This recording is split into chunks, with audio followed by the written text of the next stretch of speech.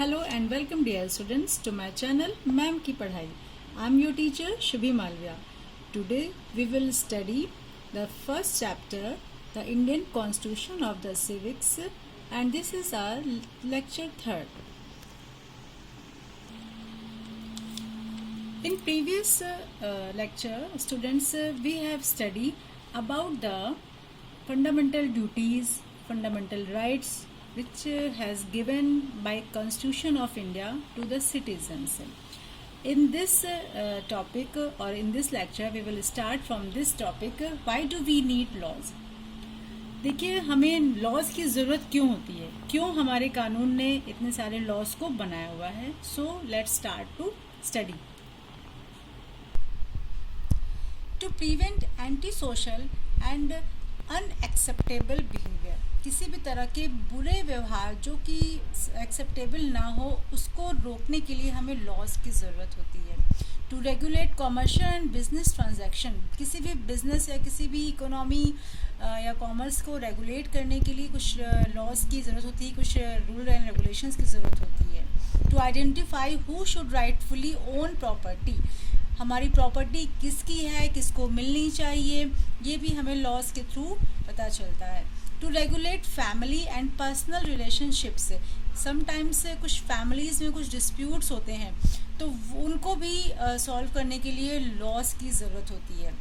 And in last, to provide means for citizens to resolve disputes with other citizens, और sometimes एक citizens का दूसरे citizens के साथ में भी डिस्प्यूट्स होता रहता है तो उसको रिसॉल्व करने के लिए भी हमें लॉज की ज़रूरत होती है. Now come to next topic, laws and dissent. Laws are formulated for the welfare of the people. जो लॉज होते हैं उन्हें क्यों बनाया जाता है? Only for the welfare of the people, लोगों के भले के लिए ही बनाया जाता है.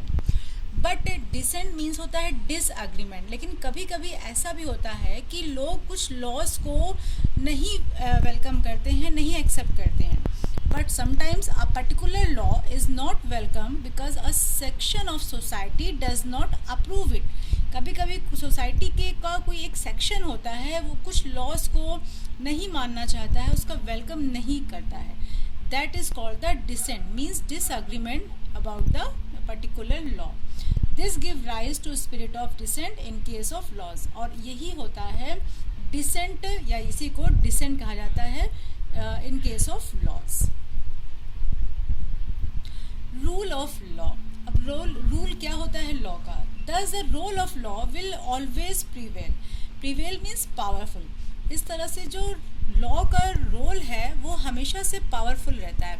The role of law will always implies that no one is above the law. और हमेशा रोल ऑफ लॉ यही कहता है कि कोई भी व्यक्ति, कोई भी पर्सन, कोई भी गवर्नमेंट लॉ से अबव नहीं है, लॉ से बढ़कर या उससे ऊपर नहीं है.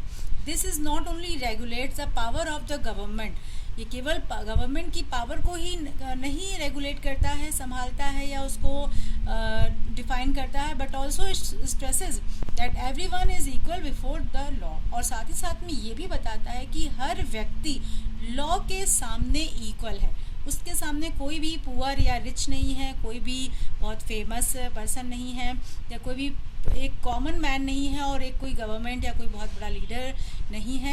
Everybody is equal before the law.